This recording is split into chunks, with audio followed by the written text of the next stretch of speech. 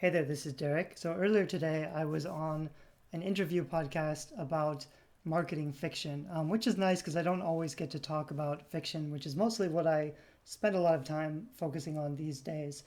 And it was really interesting in the interview because I tend to come up with more ideas that I'm not even using and then I want to go and rush and, put them to use. So mostly we were talking about the importance of email lists to launch a book and also to some extent what to do on your blog to get people to sign up to your email list. And I also get a lot of questions sometimes from authors who ask, how do I sell books from my website? And I don't recommend selling a book directly, as in taking the money, shipping the book yourself from your website.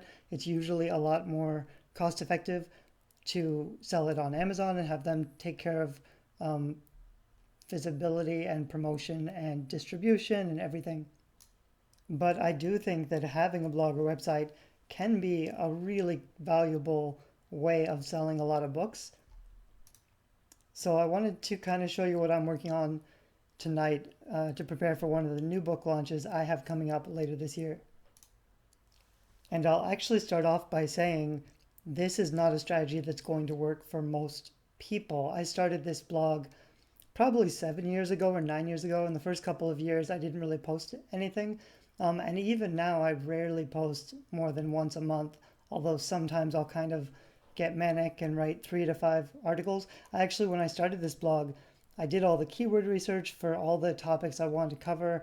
I generated titles. I probably have 300 titles and saved blog posts that I never went back and wrote, which I should still do because it was a really good idea. And I don't have a consistent blogging schedule, but I have been on and off providing massive value over many years. So this isn't something you can just go and set up right away for your first book launch. But if you have a blog that's getting traffic, which is a whole other thing, it does take quite a bit of time to build up. But if you have one and you're getting some traffic, I want to show you some of the changes that I'm making to prepare for my pre-order launch. If you've been on my website before, you might have seen this heading, which I've had for probably like 3 or 4 or 5 years or something. I haven't changed it for a while, and I really like this one, How to Be a Creative Genius Without Becoming a Starving Artist. And then maybe a year ago, I tried to focus on getting more opt-ins from my website traffic. So I added this little sell more work without selling out. This is a pretty emotional pain point for a lot of people. I've used stuff like sell more art and writing, but the challenge is a lot of creative artistic people have problems about marketing and money. I'm definitely in the same boat. I have a lot of issues with pricing my products and services and books, but I know that this is kind of a point that attracts people. And then this used to click. I didn't even have like a really nice header set up. This is just one image. They could actually click anywhere on the image and it would bring up a little pop-in box that I was using with Opt-in Monster. I've tried tons of different kinds of opt-in box pop-ups and plugins. Eventually, I should just redo my entire site with a more functional, simpler, cleaner, faster um, theme because I use WordPress and I can do that. But for now, I kind of just keep patching it up. It works well enough. So this is what I used to have. It went to kind of an ugly cover for a book that I want to write, but I'm actually not even planning on working on soon. And that's been like the last year at least. I don't think the conversion was particularly good. Some people probably signed up, but it really just isn't as strong of an offer as I should have. So currently I played around and I made this one. I don't necessarily think this is better for my brand. It's definitely a little bolder and stronger, but like right now there's red and yellow and orange. There's definitely some design conflicts going on. But the main reason I did it, I had to squeeze everything over to the side so that I could put this big reserve your copy red button over here. And I could have done something like I could have a full page landing page. Whenever someone goes to my website, the whole page could be a link to a pre-order thing. But this is how it works right now. So it's always like no matter where they come on my site, this is going to show up on top. If they click it, they'll get a little pop-up that goes, it's from Opt-in Monster. And so it's got the book, it's got a little bit of an offer, it's got a price, they can reserve the copy. This goes straight to the pre-order book on Amazon. They can also click no thanks. So the way I've done it this way, rather than going straight to Amazon, I want to give them a little bit more information before they go to Amazon because I don't want to lose them if they're not really ready to buy. So I just wanted to give them a little more information. They can click no thanks. Probably I should have this no thanks go to another page about this book with even more information. The whole sales copy, a bunch of reviews, because like if they're kind of interested to click, but they're not interested enough to buy right now, I could send them back to another page that has more information. But they can hit no thanks and it should just close and go back to my ordinary website. I found actually this is what I was using before, which is not really a great cover. Ignite Your Genius. There's some stuff in here that's not terrible, but hopefully when I actually start working on this book, I'll have a stronger everything, and then this will be a stronger offer. This was basically to get them to sign up to the list early so that when the book launches, I could let them know about it. So you can set up something like this and build your email list even if the book isn't published or it's not on pre-order or anything, as long as you're getting some website traffic, which is also kind of why it's nice. Like from now on, I'll probably launch one big general nonfiction book a year. And now that Amazon has a 1 year pre-order, I can put it out like, I'll finish one and then I'll set the pre-order for 12 months and I'll just get like 11 months of pre-orders out of my blog traffic.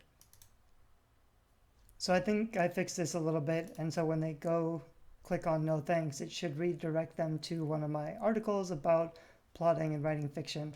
This is a pretty nice piece of content I made recently. Were these fiction writing templates for writers to use when they're plotting out their novel. My book will have a lot of that and also a lot of other stuff, but this is a pretty valuable free piece of content. So even if they click this, I can redirect them here or wherever else I wanted to. I did a nice picture of me up here. I also have one here, so I don't love having both of them. I'd rather just have this a fuller image. I might redo that sometime. And then down here I have improve your writing with a link to the book. I added this little graphic. I had to screenshot it from Amazon and then put it under this.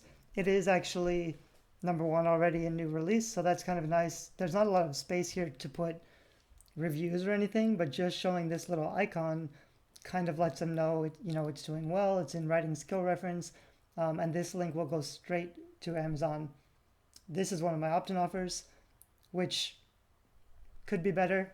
And you can tell that there's a lot of different styles and colors on my website now, which I don't love, but basically I want to make sure the offer is around. And then down at the bottom I have reserve your copy.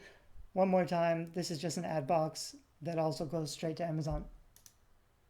So this is already a lot. The problem is most people ignore headers, and also most people ignore all the stuff in the sidebar when they're reading blog content. So the other thing that I could do, this is something I have in all of my footers. So right now there's some bit of custom code, or there's a WordPress plugin that adds footers to the end of your blog posts. That's what I used here. And this goes to my opt-in form. So I get quite a few opt-ins. This takes them through a publishing funnel, which introduces them to my books and my services and courses and a whole bunch of other stuff. So that's already kind of working for me. But if I didn't have this, or if I wanted to, add even more, I could just add another book here. I actually might do that. I could probably add 3 different books or opt-in offers or links straight to pre-order the book on Amazon, so that at the end of every blog post, instead of just having one thing for them to ignore, I could have 3 different calls to action. That's something you could do easily for your fiction stuff as well. So real quick, the other thing that I have going on is I have this graphic which I made. I'm not super actively promoting this book yet. I don't think it's that easy to promote a book on pre-order that doesn't have reviews. On my Amazon page, I've actually added some reviews that I've gotten from people who have said my plotting resources or my editing guidelines or blog posts have been really helpful and useful for them. I've used some of those as advanced editorial reviews until the book launches and I get some better ones. And I actually don't like promoting my book. So what I would normally do is wait till the book is published and then send out 2 or 3 emails to my list. And that's kind of a waste because I have a pretty big list I've been growing over many years, and I don't email them very often. So this summer I set up a 12-week writing program, a free writing camp basically, which is great because I can be organizing my content and my ideas for the book while also putting out consistent value over time. So for 3 months over the summer, every week I have a reason to email my list with a new valuable piece of information that I will later organize and probably put into the book. So at the end of every email I'm sending out, I tell them, whatever the new lesson is, I'm doing like an hour video tutorial a week and a presentation on a specific fiction writing technique or tactic. But at the end of all of those emails, I have this graphic that I'm also sending out. So I'm not sending them promotion, I'm sending them something else of value and then saying, if you don't have time to watch all of these videos this summer, you should just get the book where you can learn all this stuff without sitting through the videos. And so that's what I've been doing every week. I'll do it all summer.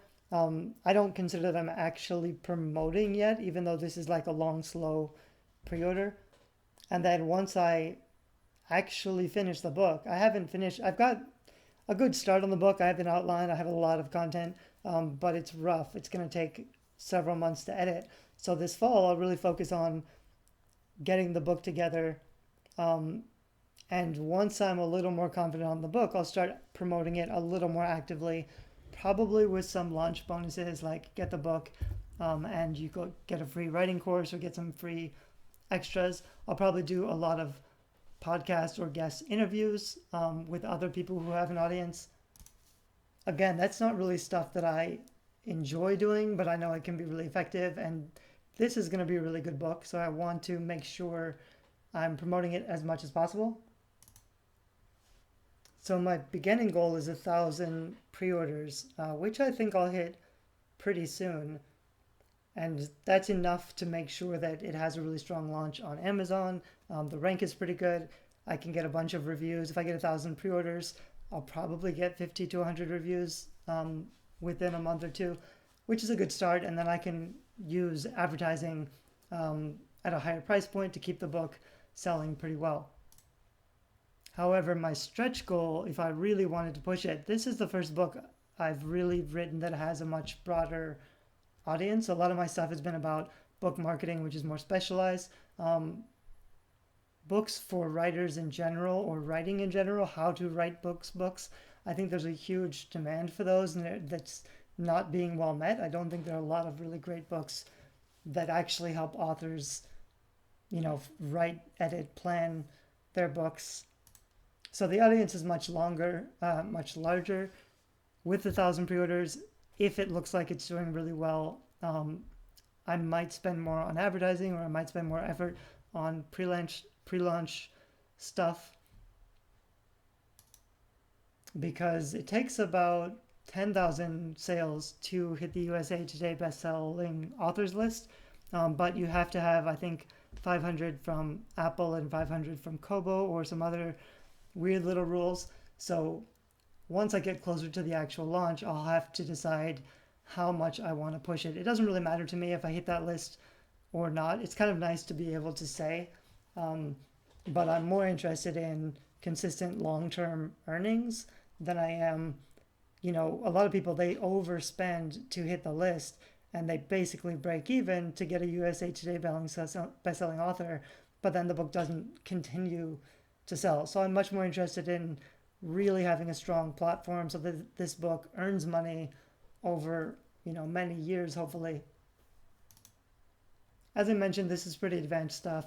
You're gonna have to build a website and an email list first. I do have some resources and courses about building an author platform and starting your email list, which could be pretty helpful. I think I have an author platform basics deal, which has a few of my courses that um, have all of those things that you need. It's a slow process and it won't solve critical publishing problems, which is why guerrilla publishing is the one that I really focus on because most authors don't have a book that will sell. They don't have the right cover, they don't have a blurb, they don't have any reviews. Until you fix those three things, building an email list or spending a lot of time on your website putting up content is not really going to matter. You have to first figure out how to publish books that people want, that are attractive, that people will buy, because otherwise, none of this other stuff that you do is going to matter. And a lot of people focus on the marketing or the promotion, and the reason they can't sell books is core issues that they have to solve before they can do anything else. So it's kind of fun to think about this stuff, and you can do a really nice pre-order campaign over a long period of time if you want to, and that can really help. Um, if you already have a platform, if you already have a blog, that's definitely a strategy that I would use. But if you are starting off with no traffic and no email list, make sure you focus on the basics first before worrying too much about, the details.